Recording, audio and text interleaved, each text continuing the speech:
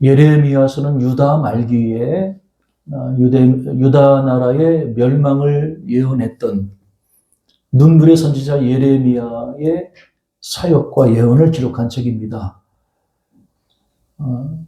예레미야가 이제 예언을 하고 또 하나님 말씀이 임해서 예언을 하게 된 것은 유다의 그 요시야 왕 때입니다. 요시야 왕 13년에 여호와의 말씀이 예레미야에게 임했어요. 근데 예레미야는 무려 그 유다의 5 왕이 통치하는 동안 유다 땅을 향해서 예언했던 선지자입니다. 요시야, 또 여호아하스, 여호야김, 여호야긴, 그리고 유다의 마지막 왕이었던 시드기야 왕까지 무려 5 왕이 유다를 다스릴 때 유다 땅을 향해서 예언했던 예언자가 예레미야입니다. 예레미야 1장에 보면 하나님께서 그를 부르시고 그에게 소명을 주시는 장면이 나오는데 하나님께서 그를 모태에 짓기 전에 선택하시고 그가 배에서 나오기 전에 그를 성별하시고 그를 여러 나라의 선지자로 세웠다고 하나님께서 말씀하세요. 자, 이게 무슨 말이냐면요. 예레미야를 택하셔서 유다 땅을 향해 그리고 세계 여러 열방, 여러 나라를 향해 예언하도록 사명을 주신 분이 누구냐면 하나님이시라는 거예요. 유다가 멸망하기 전에는 예레미야가 유다 백성들을 향해서 예언을 했거든요. 그러나 이제 유다가 멸망한 이후에는 그 예언의 대상이 바뀌어요. 그는 유다 주변에 있는 여러 당시의 나라들, 이방 민족들을 향해 예레미야가 예언을 하게 되죠. 그래서 예레미야는 눈물의 선지자이면서 동시에 여러 열국의 선지자가 되기도 하는 것이지요. 자, 하나님의 부르심을 받은 예레미야가 하나님께는 부정적인 반응을 보입니다. 나는 아이라 말할 수 없습니다. 아주 겸손한 표현 같지요. 그러나 실제로 예레미야는 큰 두려움을 느꼈던 것 같아요. 나는 아이라 말할 줄 모르는 아이다. 그때 하나님께서 예레미야에게 그런 말씀을 하세요. 너는 아이라 하지 말아라. 그의 입술에 말씀을 주시는 분은 하나님이시라는 거예요. 말을 잘한다고 복음을 잘 전하는 게 아니라 선지자는 하나님이 그의 입에 주신 말씀을 그저 전하는 자일 뿐이라는 그런 교훈의 말씀을 주시는 거죠. 그러면서 하나님께서 예레미야에게 시정일관 요구하시는 것은 너는 순종해라. 순종하라. 하나님께서 그를 누구에게 보내시건 어떠한 상황에 보내시건 또 누구에게 예언을 시키시건 간에 하나님은 예레미야를 통해서 일하실 거라는 거죠. 예레미야는 하나님의 말씀만을 전하는 메신저 역할, 전달자 역할을 하게 된 것이죠. 그래서 그 과정이 힘들고 어려울지라도 자신을 부르신 하나님을 신뢰하고 자신의 입에 두신 말씀이 하나님의 말씀임을 확신하고 예레미야는 하나님의 말씀을 대언하는 자로 사명을 감당해야만 하는 것이죠. 여러분, 이게 쉽지 않아요. 하나님이 주신 말씀을 다른 민족이 아니라 자기 동포인 유다 민족에게 전해야 되는 거예요. 자, 그 메시지가 구체적으로 뭐죠? 2가지인데 하나는 심판의 메시지, 2번째는 회복의 메시지죠. 예레미야 1장 10절에 보면 이제 이런 말씀이 나옵니다. 보라, 내가 오늘 너를 여러 나라와 여러 왕국 위에 세워서 내가 그것들을, 여기 뭐 이런 말이 나와요. 뽑고 파괴하며 파멸하고 넘어뜨리며 건설하고 심게 하였다. 이게 예레미야의 사역이에요. 대표적인 사역을 요약한 거. 여기는 6개 동사가 나와요. 뽑고 파괴하고 파멸하고 넘어뜨리고 건설하고 심는다. 하나님이 예레미야를 통해서 그렇게 하시겠다는. 근데 여러분, 이 6가지 중에 앞에 4가지는 뭐지? 어떤 의미 같아요, 여러분? 뽑고 파괴하고 파멸하고 넘어뜨리는 건 뭐죠? 이건 심판의 메시지잖아요. 그죠? 철저히 심판하는 거죠. 그런데 다 심판하신 이후에 끝나는 게 아니라 거기 다 무너진 터 위에 하나님께서 새로 무언가를 건설하고 농부로 말하면 심고. 그러니까 건설하고 심는다는 건 뭐죠? 회복에 관한 메시지죠. 우리 몸에 상처가 있을 때 피고름을 다 아프지만 우리 몸에 난 피고름, 몸에 좋지 않은 피고름을 다 짜낼 때 여러분 얼마나 아파요. 다 짜낸 다음에 그다음 거기다 어떡하죠? 소독약을 바르고 연고를 발라주면 시간이 지나면 거기서 새살이 이렇게 나오잖아요. 그게 이제 우리의 과정이란 말이죠. 그것처럼 하나님께서 유대민족 또 여러 열국들에 대해서 하나님이 철저히 심판을 예언하시고 그다음에 심판을 예언하셔서 다 무너뜨리신 이후에는 거기다가 새순이 나듯이 하나님이 건설하고 또 심는 사역을 감당하게 하시는 것이 예레미야의 사역이에요. 심판과 회복에 관한 사역이다. 이렇게 볼 수가 있는 것이지요.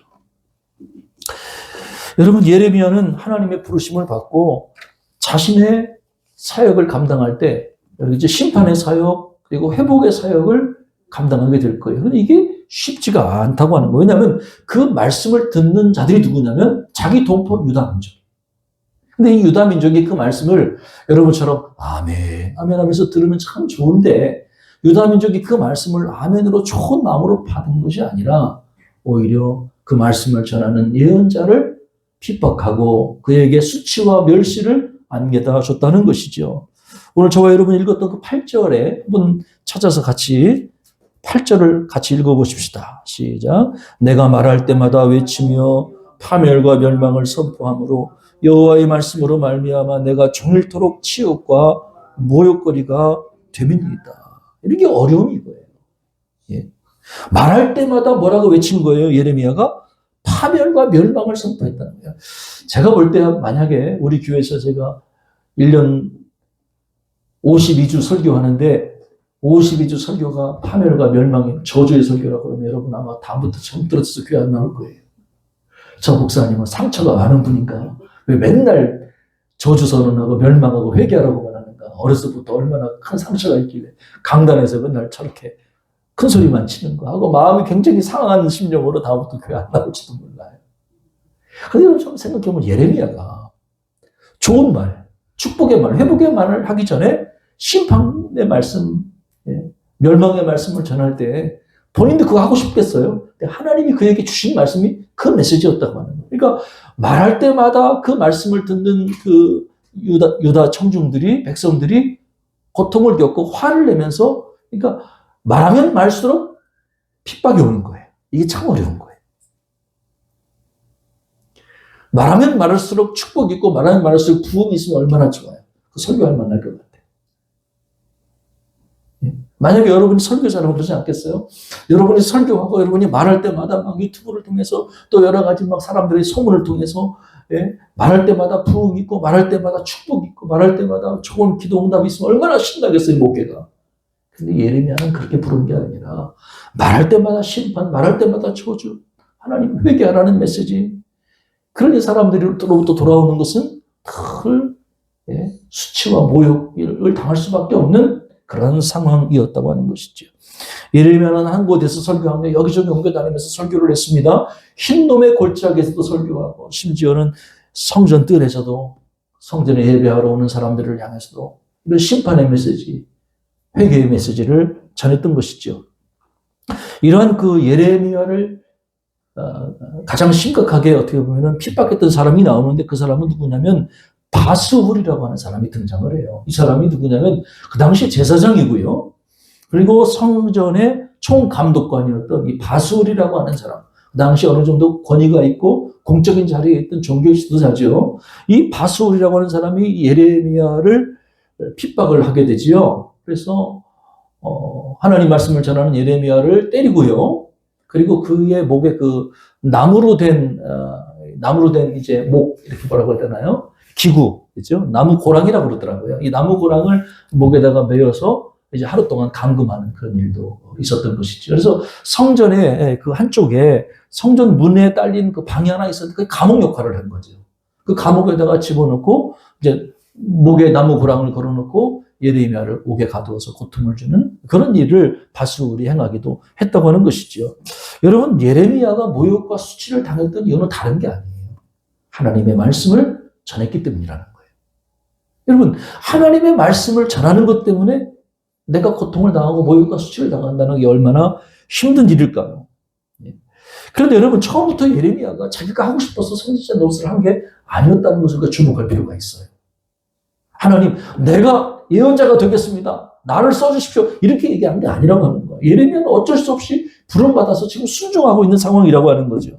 하나님께서 그를 부르셨고, 그를 거룩하게 성별해 주셨고, 그리고 하나님의 뜻을 대언하는 예언자로 그를 불러주신 분은 하나님이셨다고 하는 거예요. 심지어 7절에 보니까 하나님은 예레미야를 권유하셨어요. 우리 7절 한번 같이 여러분과 읽어보십시다. 여호와여, 주께서 나를 권유하심으로 내가 그 권유를 받았사오며 주께서 나보다 강하사 이기셨으므로 내가 조롱거리가 되니 사람마다 종일토록 나를 조롱하나이다. 아멘. 여기 보면 우리 저와 여러분이 읽은 이 한글 성경에는 주께서 나를 권유하셨다 이렇게 표현이 되어 있죠. 이게 원문, 히브리 원문을 조금 더 이렇게 다른 좀 이렇게 번역하다 보면 하나님께서 나를 유혹하여 속이셨다 이렇게 번역도 돼요. 하나님이 나를 유혹하여 속이셔서 나를 이제 이렇게 선지자로 부르셨다 이렇게 번역이 되기도 하고요. 또 거기 보면 이제 여러분과 읽은 본문에 보면은 주께서 나보다 강하사 이기셨다 이런 표현이 나오잖아요. 이 말이 어떤 의미냐면 남자가 여자를 유혹해서 억지로 남녀 간의 관계를 맺게 하는 그런 의미로도 사용이 돼요.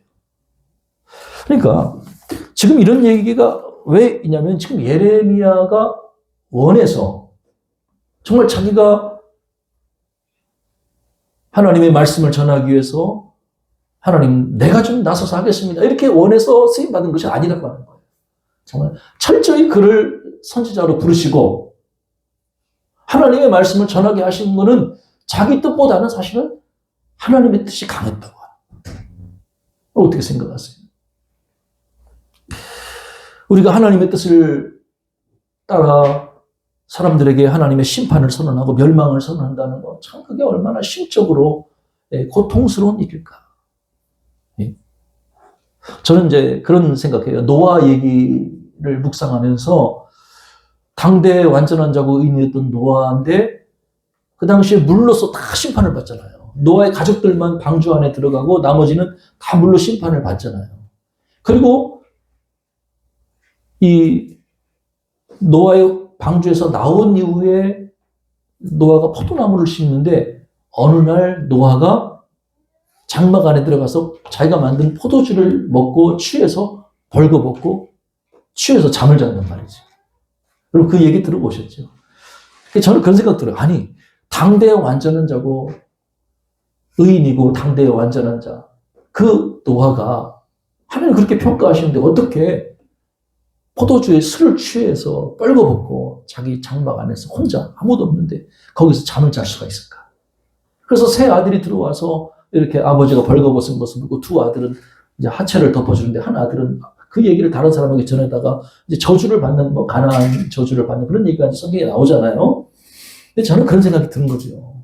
아무리 의인이고 당대에 완전한 어떤 노아라 할지라도 생각해 보세요. 자기 친구가 물에 떨어져 나가 죽고 자기 친척이 물에 휩쓸려 죽고 사람들이 다 멸망해서 아무리 하나님의 심판이라도 하더라도 사람들이 다 물에 빠져 죽는 상황 가운데 노아가 겪어야 되는 그 스트레스와 심리적 불안감은 얼마나 컸을까? 그렇지 않을까요? 하나님이 심판하십니다. 하나님 물로서 심판하십니다. 하지만 그 마음속에는 그게 누구냐면 자기 동포고 자기 주변의 친척이고 자기 친구고 어쨌건 사람들이 죽어나가는 꼴을 우리가 보면서 고통을 느낄 수밖에 없는 거예요. 그걸 즐겨한 게 아니라는 거예요. 원한 것도 아니고요. 하나님의 심판의 메시지가 또 실행이 되는 건 하나님의 공이기 때문에 어쩔 수 없지만 그 과정에 쓰임받는 노아의 마음은 얼마나 썩어 문드러졌을까. 그래서 정말 그가 모든 일을 다 마치고 이제 회복된 후에는 포도나무를 심고 포도주에 취해서 아무도 없는 곳에서 어둠캄캄한 햇빛 한 줄기 들어오지 않는 그 어두운 장막 안에서 술에 취해서 자기의 어떤 심리적인 어떻게 보면은 만족을 위로를 받고 싶지 않았을까? 정말 그 노아에게 필요했던 것은 위로였다고 하는 거예요. 위로. 그 누군가의 위로. 아무리 믿음이 좋고 당대의 완전한 자랄지라도 외로움을 겪을 수 있고 심리적인 고통을 겪을 수 있고요. 위로가 필요한 그런 일이 있을 수 있다고 하는 것이죠. 말할 때마다 유다 민족의 심판을 예언했던 그 예레미야의 심정이 어땠을까를 한번 생각해 볼 필요가 있죠. 참 힘들었을 거예요. 왜냐면 내가 말하면 좋게 받아들이는 게 아니고 상대방은 나에게 더 모욕감을 주고 심지어 아까 얘기했듯이 나를 때리고 나를 가두고 민족의 배신자라고 너는 거짓 선지자라고 사람들이 나를 버릴 때 그 느꼈던 고통이 얼마나 크게 하는 거예요. 그래서 예레미야가 어느 날인가 너무 힘들어서 굳게 결심을 해 이를 악물고 이렇게 얘기하죠. 하나님, 내가 다시는 여호와를 선포하지 않고 여호와의 이름으로 내가 예언하지 않겠습니다. 왜요? 너무 힘드니까. 하나님, 저 목사 그만둘래요. 너무 힘들어요. 저 앞으로 이제 강단에 올라가서 설교 안 할래요. 얼마나 힘들까 그럴 거예요. 그런데 여러분, 그렇게 얘기하고 결심했던 그 예레미야에게 또 다른 어려움이 찾아오죠. 이게 이번에는 어떤 어려움이냐면 이런 어려움이 내가 여호와의 이름을 전하지 않겠다라고 내가 굳게 결심을 하고 입을 딱 다물었더니 이번에는 있잖아요. 내 속에서 말하지 않고는 견딜 수 없는 아주 불붙는 것이 막 올라오는 거예요. 이게 뭘까요? 하나님이 주신 마음이잖아요. 전해야 된다는 그 소명으로부터 오는 그 마음이잖아요. 입을 굳게 다물고 하나님 나 앞으로 설교 안 할래요 하고 입을 탁 다물었더니 그 마음속에 불붙는 것이 막 올라와서 또 자기 내면의 고통을 더 깊은 또 고통을 주는 거예요. 그러니까 전자는 사람들로부터 수치와 모욕이라고 하는 외부적인 고통이었지만 이번에는 말하지 않을 때 느끼는 고통은 아주 영적이고 심리적인 자기만의 고충이라고 하는 거예요. 참 이걸 딜레마라고 그러잖아요. 이러지도 못하고 저러지도 못하고 내가 말하자니 핍박이 나에게 오고 말하지 않고 입을 다물자니 내 안에서 그 불붙는 사명감으로부터 오는 어떤 불붙는 말하지 않고는 견딜 수 없는 마음이 또 올라오고 말이지요.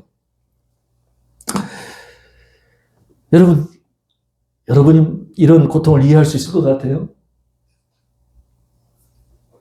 아무나 이런 고통을 겪는 것은 아니잖아요. 우리가 사명과 비전을 따라 주님이 우리에게 주신 사명과 비전을 따라 우리가 이 세상을 살아가려고 할 때 우리에게도 예상치 못한 이런 비슷한 종류의 어려움을 겪기도 한다는 것이지요. 제가 평상시 알고 지내는 장로님 한 분이 계세요. 참 존경하는 인품과 신앙을 가지신 장로님이신데 이분이 그 안정된 공기업의 직장 생활을 하시고 그리고 교회에서는 꽤 규모 있는 서울의 큰 교회에서 장로로 시무장로로 신실하게 교회를 섬기시는 또 가정도 참 훌륭하고 자녀들 잘 키운 훌륭한 장로님이세요. 그런데 어느 날 이분이 몸이 좀 이상이 생겨서 병원에 갔는데 병원에서 간경화증, 간이 이제 점점 굳어가는 거죠. 간경화 증상 이제 그 진단을 받으신 거죠. 그래서 의사가 이 장로님에게 몇 달 정도 짧으면 살 수 있고 아니면 길면 몇 년 정도 살 수 있을 것 같습니다. 이제 마음에 조금씩 준비를 하셔야 될 것 같습니다. 이제 그렇게 이야기를 했다고 하는 것이죠. 제가 잘은 알지 못하지만 간이라는 것이 한 번 나빠지면 좀 회복하기가 좀 어렵다고 제가 알고는 있어요. 그래서 이 장로님이 충격을 받고 하나님께 이렇게 기도를 드렸대요. 하나님께서 만일 제 병을 고쳐주신다면 제 남은 여생은 선교사로 나가서 선교사로 하나님을 섬기고 싶습니다. 그렇게 하나님께 서원의 기도를 드렸대요. 하나님 저를 살려주시면 제 남은 여생은 선교지에 나가서 꼭 선교사로 일하다가 부름을 받고 싶습니다. 그리고 이분은 다니고 있던 직장을 퇴사하고 그리고 건강에 무리가 생기지 않을 정도로 집에서 할 수 있는 일들을 찾아서 했다는 것이죠. 이분이 이제 집에서 내가 뭘 할 수 있을까를 생각하다가 내가 박사과정에 좀 도전해보면 좋겠다 이런 마음을 갖게 되고 집에서 이제 무리가 되지 않는 범위 내에서 틈틈이 공부를 하면서 박사과정 공부를 마치고 논문을 써서 학위를 받았어요. 그리고 꽤 유명한 대학, 연세대에서 이분이 대학에서 겸임교수로 강의를 하게 됐지요. 공부하고, 기도하고, 또 운동하고, 음식 조절하고, 뭐 이런 그 과정들을 거쳐서 이분이 이제 몸을 관리하고 드디어 이제 약속한 날 병원에 다시 가게 됐습니다. 의사 선생님이 이분을 이렇게 몸을 잘 체크를 하더니 다 나았다고, 많이 좋아졌다고 얘기를 하더라고요. 이렇게 얘기했죠. 선생님의 그 간경화 증세가 많이 지금 좋아져서 이제 안정권에 접어들었습니다. 감사하잖아요. 선생님은 다른 건 몰라도 간 때문에 이 세상을 떠나는 일은 없을 것 같습니다. 다른 것 때문에는 몰라도 적어도 간이 이상이 있어서 죽는 일은 없을 거라고 얘기를 하신 거죠. 하나님께서 이 장로님의 병을 고쳐주셨어요. 할렐루야. 네. 너무나 감사한 일이잖아요. 하나님이 치유해 주신 거예요. 물론 기도도 하고 또 식습관도 잘 조절하고 운동도 하고 잘 관리를 했지만 그분을 고쳐주신 분은 하나님이셔요. 그래서 이제 이분이 건강이 호전되고 이 장로님이 내가 하나님께 서원했던 것을 내가 지켜야 되겠다 생각을 하게 된 거죠. 가장 먼저 한 건 뭘까 하면 자기 집을 파는 거예요. 왜냐하면 선교사로 나가려는데 가만히 생각해 보니까 자기 집이 이제 자기 집을 한 채를 가지고 직장 생활하면서 집 한 채를 가지고 있는데 그 이제 개인주택을 가지고 있을 이유가 없겠다는 생각이 들더래요. 그래서 제일 먼저 집을 정리해야 돼요. 부동산에 내놓고 집을 적당한 가격에 임자를 만나서 집을 다 파는 거예요. 집 정리를 하고 이제 다 물건을 넘기고, 왜냐하면 이제 선교사로 가야 되니까 물건이 필요 없잖아요. 그래서 물건을 다 정리한 거예요. 자녀들에게 연락을 했어요. 나 이제 너네 엄마하고 선교지로 나가려고 한다. 당분간 못 볼 거니까 서운해하지 마라. 자녀들한테 연락을 해서 관계를 어느 정도 정리를 했죠. 남은 인생을 낯선 선교지에 나간다는 건 쉽지 않아요. 젊은 사람들이 선교지에 나가는 것도 쉽지 않은데 늙어서 선교지에 나가서 헌신한다는 건 쉽지 않아요. 그래도 하나님께 약속한 것이니까 지켜야 된다는 생각을 하게 된 거죠. 여러분, 우리에게 하나님께서 어떤 비전과 사명을 주셨는지 그 비전과 사명을 이루기 위해서 우리가 감당해야 될 고통과 수고로움이 반드시 있다고 하는 거예요. 때로는 그 과정 속에서 너무 힘드니까 중간에 포기하는 경우도 있죠. 그러나 여러분, 하나님과 약속하는 것은 신실하게 지키는 것이 좋을 것 같아요. 하나님께서 우리에게 주신 그 비전, 예를 들어서 우리가 선교지에 나간다든지 아니면 내가 선교적 삶을 산다고 하는 거, 그 과정 속에서 우리가 겪는 어려움을 잘 극복하고 이겨나가는 인내가 필요한 것이죠. 예레미야는 용기를 냅니다. 호시탐탐 자신을 고소하고 고발하는 그 주위 사람들, 가까운 친척들, 친구들, 그들을 두려워하지 않겠다고 결심을 하게 되죠. 그리고 예레미야는 오직 내가 하나님만을 두려워하며 하나님께만 순종하겠습니다라고 결단을 합니다. 11절에 보니까 이런 말씀이 있어요. 이런 고백을 합니다. 여호와는 두려운 용사 같으시며 나와 함께 하심으로 나를 박해하는 자들이 넘어지고 이기지 못할 것이오니. 자, 두려운 용사가 누굽니까? 여호와 하나님이시고요. 예레미야와 함께 하시는 분이 누구십니까? 여호와 하나님이세요. 지금 예레미야는 그걸 고백하고 있는 거예요. 나와 함께 하시는 하나님을 신뢰하겠습니다. 그리고 찬양을 하죠. 13절입니다. 우리 13절 말씀 여러분과 찾아서 같이 한 목소리 읽겠습니다. 여호와께 노래하라. 너희는 여호와를 찬양하라. 가난한 자의 생명을 행악자의 손에서 구원하셨음이니라. 아멘. 예레미야는 하나님을 찬양해요. 악을 행하는 자의 손으로부터 나를 구원해 주신 하나님을 찬양해요. 자신이 당하는 모욕과 수치 앞에서도 하나님을 신뢰하고 찬양하는 그 신앙이 굉장히 아름답잖아요. 그런데 여러분, 정말 오늘 본문에서 가장 이해하기 어려운 게 그 다음 구절이에요. 14절. 하나님을 찬양했던 그 예레미야가 그 다음 구절 14절 이하에서 지금 무슨 고백을 하고 있죠? 내 생일이 저주를 받았더라면, 나의 어머니가 나를 낳던 날이 복이 없었더라면, 18절에 어찌하여 내가 태에서 나와서 고생과 슬픔을 보며 나의 나를 부끄러움으로 보내는고 하니라.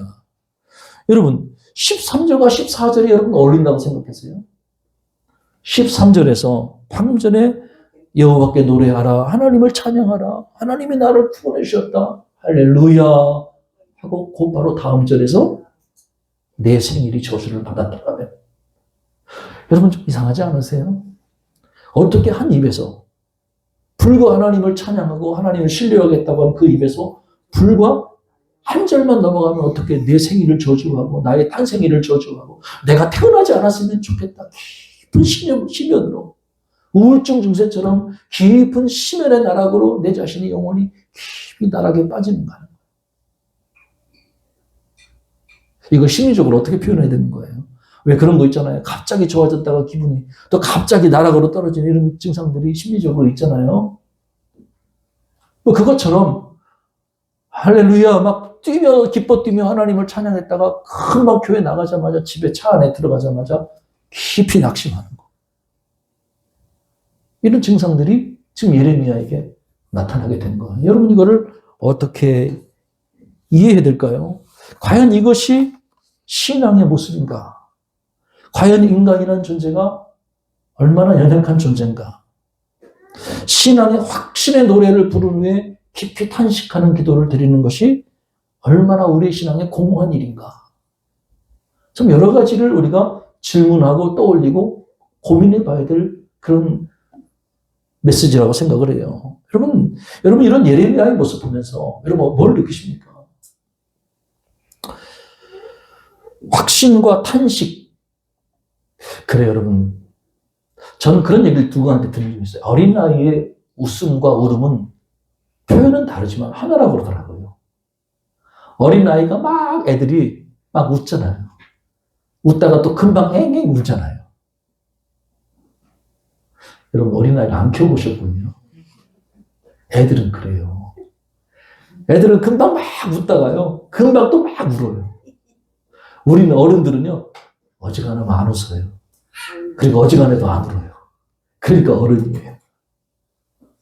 근데 애들은요. 막 웃다가 또 금방 울어요. 근데 어른들 그래요. 애들의 웃음과 울음은 다른 게 아니고 하나래요. 공감하세요?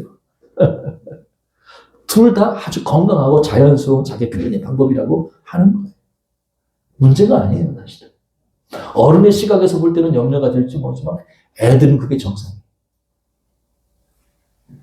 여러분, 하나님은요, 우리가 드리는 절망의 기도를 문자적으로 듣지 않으세요. 다시, 하나님은 우리가 드리는 깊은 절망의 표현을 문자적으로 듣지 않으신다는 거예요. 하나님은 너그럽고 깊은 가슴으로 우리의 기도를 들으세요. 하나님 우리의 중심을 보세요. 우리가 하나님을 찬양하고 있지만 그 속에 얼마나 불안해하고 얼마나 고통 가운데 있는지를 하나님 우리의 마음을 보시는 거예요. 하나님은 우리 인생의 시면의 절망을 그대로 받으시는 분이시죠. 태어난 지 한 달 된 아기가 있었습니다. 어느 날 갑자기 이유 없이 이 아기가 세상을 떠났어요. 그 아이의 어머니의 마음이 어땠을까요? 1살 된 아이를 보내놓고 깊은 절망에 빠집니다. 아이가 죽어서 포대기에 쌓여 있어요. 근데 어머니는 착각을 합니다. 지금 우리 얘가 배가 고파서 나에게 젖을 달라고 울어요. 죽어서 누워있는 포대기 안에 있는 아이를 보면서 지금 우리 애가 젖을 달라고 울고 있어요. 라고 엄마는 울부짖습니다. 옆에 있던 목회자가 어머니를 말리죠. 성도님, 이 죽음에는 다 하나님의 뜻이 있고 천국의 위로가 함께 있을 거예요. 소망의 메시지를 전하죠. 그런데 어머니는 그 소리가 귀에 들릴까요? 알아요. 저도 그 정도는 다 알아요. 하면서 다시 울부짖습니다. 천국의 위로를 거절하는 것처럼 보이는 이 어머니의 행동에 대해서 여러분 뭐라고 말하실 거예요? 어머니가 믿음으로 슬픔을 극복하지 못하는 연약한 신앙인이라고 여러분 그 사람을 비난하실 겁니까? 그렇지 않죠. 슬픔의 먹구름이 잠시 하나님과 우리 사이를 가려놓은 것뿐이에요. 어머니는 슬픔과 치유의 과정을 지금 경험하고 있는 중인 거예요. 여러분, 사람이요, 아무리 신앙이 좋고 믿음이 좋아도 깊은 슬픔에 붙들리면 하나님이 보이지 않아요. 그게 정상이에요. 욥이요, 욥기를 보면 고통 중에 하나님을 욕합니다. 하나님께 막 불평을 해요. 근데 그게 신앙이 없어서가 아니에요. 잘못돼서도 아니에요. 지금 욥은 깊은 슬픔에 붙들려 있는 거예요. 저와 여러분이 아무리 믿음이 하나님을 향해 있더라도 우리가 깊은 슬픔에 붙들려 있으면 잠시 하나님이 보이지 않을 수 있어요. 그리고 그 슬픔이 우리의 감정을 이끌어가요. 그런데 여러분, 중요한 것은 안개는 언젠가는 거치게 된다는 거예요. 우리를 이끌어가는 깊은 슬픔은 언젠가는 사라질 것이고, 그리고 다시 우리는 하나님을 바라보게 될 거예요. 한 인간의 슬픔의 충격은 그 나선형의 반복곡선을 그려요. 나선형이 뭐죠? 올라갔다 내려갔다, 올라갔다 내려갔다. 신앙이 충만했다가 어느 날 땅바닥에 탁 떨궈지는 그날이 또 있어요. 밑바닥에서 재를 뿌리며 내 머리에 재를 뿌리며 하나님을 원망하는 날이 있어요. 이게 나선형 신앙이에요.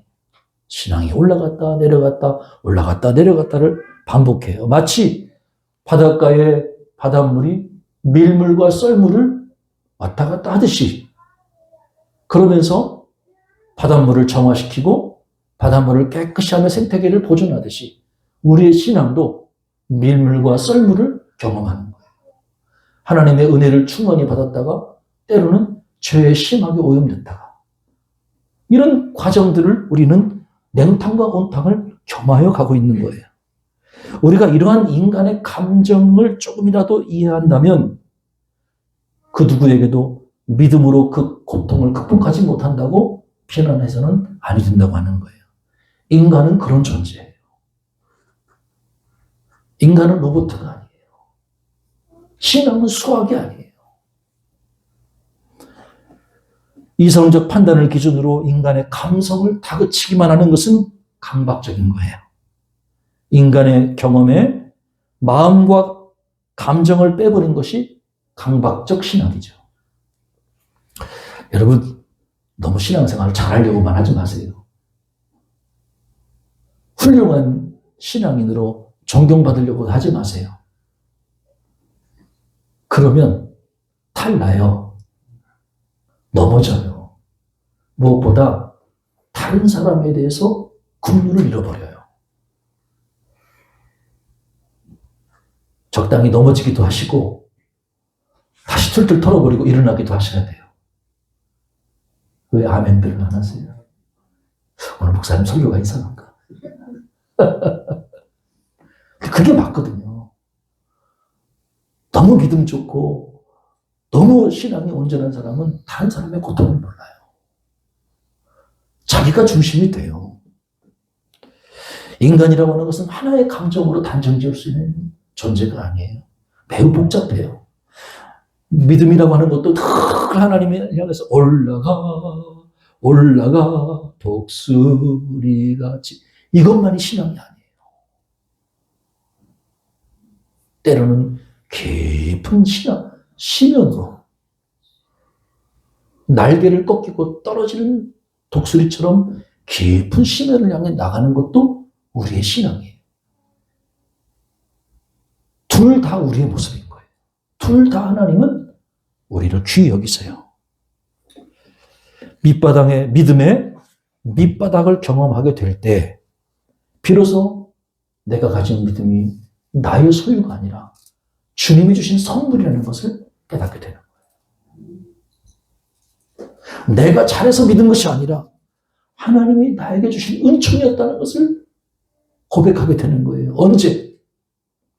머리에 재를 뿌리면서 하나님께 원망할 때 그 신앙의 모습이 바로 우리의 모습이에요. 그때 더욱 주님이 우리를 붙들어 주시는 거예요. 신앙은 꺾어짐을 경험하고 부서짐을 경험해야 돼요. 그래야 올라갈 수가 있어요. 사람을 살리는 신학은 인간을 단편적으로 보지 않아요. 동전적으로 이해하죠. 하나님의 뜻이 이러니까 너도 이렇게 살아야 돼 라고 이야기하는 순간 우리는 삐뚤어진 시각으로 다른 사람을 재단하고 있다는 거예요. 그냥 있는 모습 그대로 받아주는 게 올바른 거예요. 예레미야가 자신과 함께 하시는 하나님을 믿음으로 바라봤죠. 그러나 한 절 바로 다음에 깊은 시면의 나락으로 떨어지면서 자신의 탄생을 저주하잖아요. 이 두 가지 모습이 둘 다 예레미야의 모습이에요. 그리고 오늘 우리의 모습이기도 해요. 그래서 우리는 더욱 하나님 앞에 고개를 숙일 수밖에 없고 나의 믿음이 대단한 것이냐 착각하려는 오류에서 벗어날 수 있어요.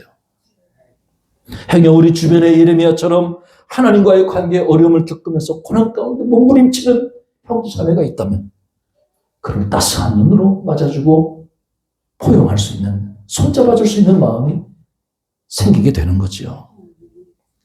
우리 주님께서도 산상수훈에서 의를 위하여 박해를 받는 자는 복이 있다고 말씀하셨어요. 천국이 그들의 것임이라고 말씀하신 거죠. 바울 선생님께서도 디모데후서 3장 12절에 무릇 그리스도 예수 안에서 경건하게 살고자 하는 자는 박해를 받으리라고 그렇게 예언하셨어요. 사랑하는 여러분, 우리가 당하는 고난은 우리가 회피해야 될 고난이 아니죠. 믿음으로 맞닥뜨려야 될 고난인 것입니다. 믿음으로 감당해야 될 고난인 것입니다. 믿음으로 맞닥뜨리고 감당할 때 우리는 좌절할 수도 있지요. 그러나 여러분, 우리는 신앙의 최고점을 바라보기보다는 신앙의 최저점을 바라봐야 돼요. 끝까지 죄를 뿌리면서도 하나님을 떠나지 않는 신앙의 자리를 지키는 것이 진정한 신앙이에요. 산에 오르려는 사람은 산 정상만을 바라보고 올라서는 안 돼요. 산에 오르려면 내가 산 정상에서 어떻게 내려올지를 생각하고 미리 계획해두고 산에 올라가는 거예요. 그래야 등산을 마무리할 수가 있어요. 오늘 우리도 마찬가지예요. 많은 분들이 그러더라고요. 목사님 나이가 먹으니까 신앙생활하기 더 어려워져요. 눈도 안 보이고 체력도 약해서 기도도 안 되고요. 그게 정상이에요. 그걸 받아들이셔요. 받아들이셔요. 나쁜 게 아니에요. 여러분만 그런 게 아니에요. 남들도 그런 거예요. 그게 인간의 모습인 거예요. 그래서 올라가는 것만이 아니라 잘 내려올 수 있는 것도 생각해야 돼요. 연약할 때 내가 어떻게 나의 믿음의 최저치에서 하나님을 바라볼 수 있는지를 고민해야 돼요. 저는 끝으로 여러분에게 다음처럼 권면하고 싶어요. 고난받으신 그리스도를 묵상하세요. 우리를 위해 친히 자신의 몸을 내어주신, 그래서 십자가의 사랑을 보여주신 예수 그리스도를 생각해 보세요. 주님의 고통이 고통으로 마감되지 않고 부활의 생명으로 꽃을 피워 오늘 우리에게 영원한 생명을 주셨어요. 그 그리스도를 깊이 묵상해 보세요. 주 달려 죽은 십자가 우리가 생각할 때에 세상에 속한 욕심을 헛된 줄 알고 버리네. 온 세상 만물을 가져도 주 은혜 못 다 갚겠네. 놀라운 사랑 받은 나 몸으로 죄물 삼겠네. 하나님의 은혜로 육신의 질병을 치유받은 장로님이 하나님과의 약속을 지키기 위해 하나하나 자기 주변을 정리합니다. 제일 먼저 수십 년 동안 살았던 집을 팔아요. 그리고 사랑하는 자녀들에게 연락을 해서 이제 내가 외국에 나가니까 너희들 자주 못 봐. 미리 예고를 합니다. 그리고 어느 나라를 갈까? 선교지를 선정하면서 두 부부가 선교지를 정보를 수집합니다. 순탄치 않지요. 70세가 가까워졌는데 외국으로 나가는 것이 여간 쉽지 않은 일이에요. 마침 그 장로님 부부가 한 유용한 정보를 얻게 되는데, 코이카라는 단체가 있어요, 우리나라에. 대한민국 정부의 대외 무상 원조 전담기관. 그러니까 이 코이카라는 단체는 국가에서 지원하는 기관인데, 개발도상국가의 빈곤 퇴치를 위해서 무상으로 원조해주는 국가기관이에요. 이런 기관에서 봉사자를 모집한다는 이야기를 듣게 됩니다. 장로님은 박사학위를 받은 게 다른 사람들이 잘 안 받는 좀 독특한 분야에서 학위를 받았어요. 그래서 서류 접수 몇 시간을 앞두고 긴급하게 서류를 지원 어플라이를 했죠. 장로님 딸이 있는데, 아빠, 엄마도 유아교육했으니까 엄마도 코이카에 좀 봉사자 지원을 하면 어때? 유아교육하면 좀 쓰임새가 있을 텐데. 그래서 그 부인 되시는 권사님도 지원을 했죠. 부부가 코이카에 봉사자로 지원을 했어요. 공교롭게도 부부 중에 한 명만 됐어요. 누가 됐을까요? 장로님은 떨어지고 권사님이 됐어요. 자존심 상한 일인가요? 아니죠. 둘 중에 한 명만 되면 부부가 같이 갈 수 있으니까, 국가에서 부부가 같이 갈 수 있도록 지원을 해주니까 참 잘된 일이죠. 감사한 일이죠. 스리랑카로 선교지를 정하고 출국 허가서를 받기 위해서 두 부부가 공항에 줄을 섰어요. 여권과 비행기 항공권을 가방에 놓고 이제 비행기를 출국하려고 다 인사를 나누고 정리를 하는데, 공항 직원이 와서 선생님 실례지만 선생님 여권하고 항공권을 좀 보여줄 수 있으세요? 요청을 했대요. 보여줬더니 이렇게 보더니 선생님 잠시만요. 다른 티켓으로 비행기 항공권을 바꿔주더래요. 왜 이런가 영문을 잘 모르고 비행기를 장로님 부부가 탔어요. 내 자리가 예약한 자리가 어딘가를 보려고 한참을 찾는데 아무리 봐도 내가 예약한 자리를 찾을 수가 없더래요. 이상하다. 그래서 장로님이 거기 승무원에게, 승무원 양반, 내가 자리를 못 찾는데 내 자리를 좀 찾아주세요. 그랬더니 승무원이 이렇게 새로 발급받은 비행기 티켓을 보더니, 선생님 저를 따라오세요. 하더니 맨 앞자리를 끌고 가더래요. 모시고 가더래요. 맨 앞자리에 저를 한번 아직 못 타봤는데 비교적 자리가 넓은, 다리 쭉 뻗고 갈 수 있는 비즈니스석으로 자기를 인도하더래요. 그래서 왜 나를 비즈니스석으로 인도하나. 그래서 자리에 앉아서 감사 기도를 드렸죠. 그런데 뒤에서 승무원들 둘이 소곤소곤 하는 소리가 자기 귀에 들리더래요. 원래는 저 자리가 비싼 좌석인데 다른 분이 예약을 한 자리인데 그분이 약속 시간을, 비행기 출발 시간을 못 지켜서 자리가 하나 공석이 생겼는데, 그래서 저분이 그 자리에 앉게 됐다는 내용이었어요. 참 운이 좋은 거죠. 그 순간 장로님의 눈에서 뜨거운 눈물이 흘렀습니다. 내가 하나님과의 약속을 지키기 위해서 집을 정리하고 자녀들과 떨어지는 슬픔도 감당했지만 하나님께서 오늘 나를 위해 이 자리를 예비해 두셨구나 하는 생각이 들면서 마음에 감사의 눈물이 막 북받쳐 올라오더래요. 하나님께서 비록 작은 일이지만 그런 과정을 통해서 장로님을 위로해 주셨다고 하는 거예요. 장로님 부부가 스리랑카에 도착해서 제일 먼저 집을 구하고, 그리고 스리랑카 주민들을 위해서 여러 가지 관련된 봉사일을 하기 시작했어요.